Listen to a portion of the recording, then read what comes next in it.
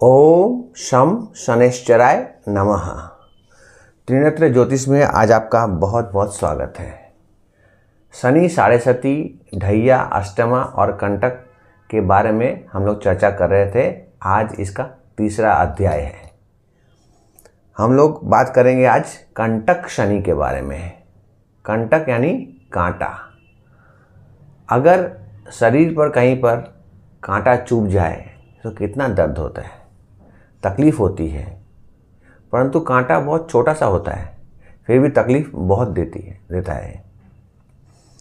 तो कर्म के कारक है शनि, और जब भी शनि की गोचरी अवस्था में शनि दशम भाव को प्रभावित करे गोचर में, तब वह कंटक शनि कहलाता है। हम लोग जानते हैं कि शनि की 3 दृष्टियां होती हैं। तीसरी दृष्टि, 7वीं दृष्टि और 10वीं दृष्टि। और अगर शनि दशम स्थान पर स्थित हो, यहाँ पर यह काल पुरुष की कुंडली है, मेष लग्न की कुंडली। अगर शनि दशम भाव में हो या शनि लग्न भाव पर हो, चौथे भाव पर हो या अष्टम भाव पर हो, तो ये तीनों जगह से शनि दृष्टि दे रहा है अपना दशम भाव को। दशम भाव यानी आपका कर्म का भाव। कर्म के भाव में अगर शनि की दृष्टि पड़े तो वह घर एक्टिव हो जाता है, सक्रिय हो जाता है, और आपको कर्म यानी ये मेहनत ज़्यादा करनी पड़ती है। तो अगर हम लोग आज एक उदाहरण की तरह से लें कि शनि अगर गोचर में अष्टम भाव में आए, मेष लग्न की कुंडली या काल पुरुष की कुंडली पर अष्टम भाव पर आए, तो शनि की तीसरी दृष्टि यहाँ पर होगी, दशम भाव पर होगी। तो यह दशम भाव को प्रभावित कर लिए लग्न से, तो यह कंटक शनि है।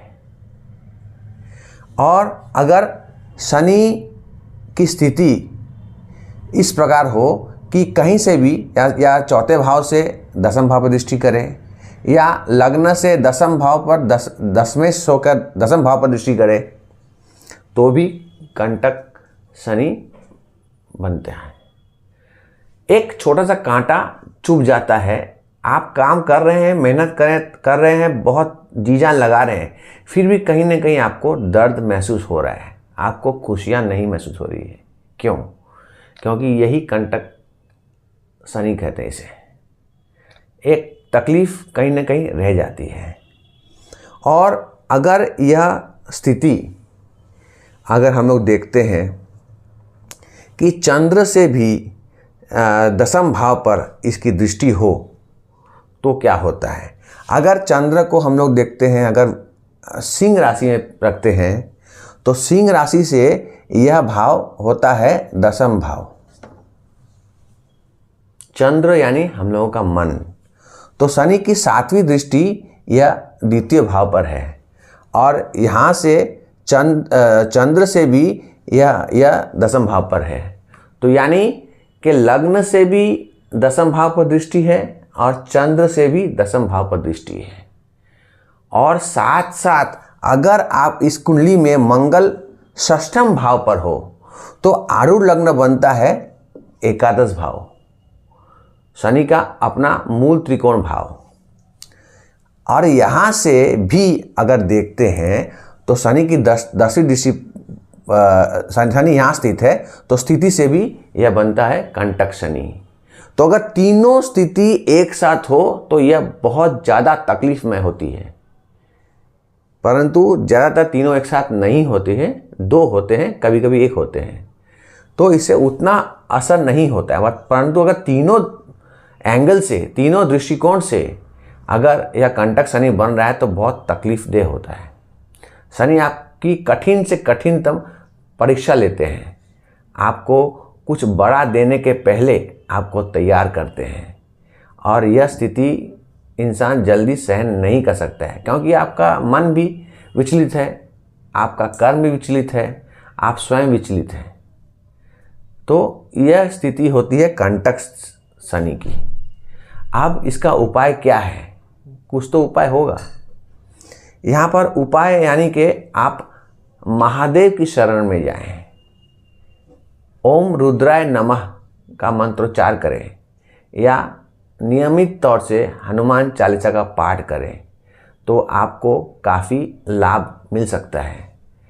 ऐसे भी शनि कर्म के दाता हैं, तो आप अपना कर्म अच्छा रखें तो ये स्थिति होने पर भी आपको ज़्यादा तकलीफ़ नहीं होगी।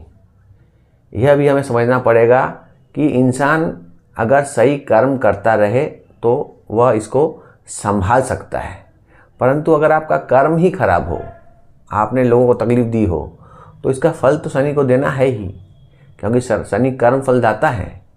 परंतु आपको यह भी जानना पड़ेगा, समझना पड़ेगा कि शनि लाभ के भी दाता है।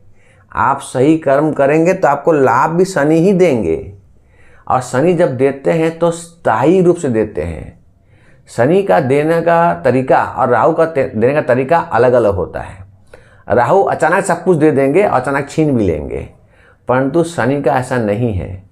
शनि क्या, शनै शनै धीरे धीरे आपको तैयार करेंगे, आप निखर जाएंगे।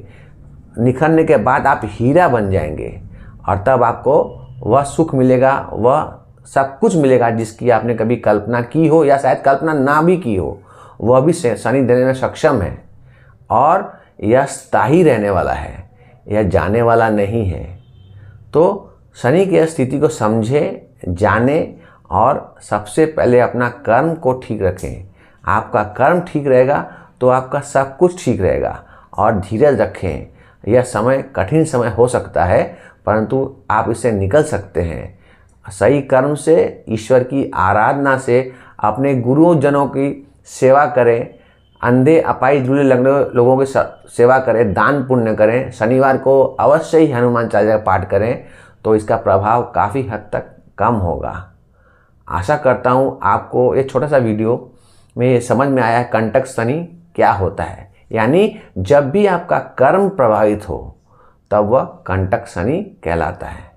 बस आज के लिए इतना ही। आज मुझे आज्ञा दीजिए। जय श्री कृष्ण। राधे राधे।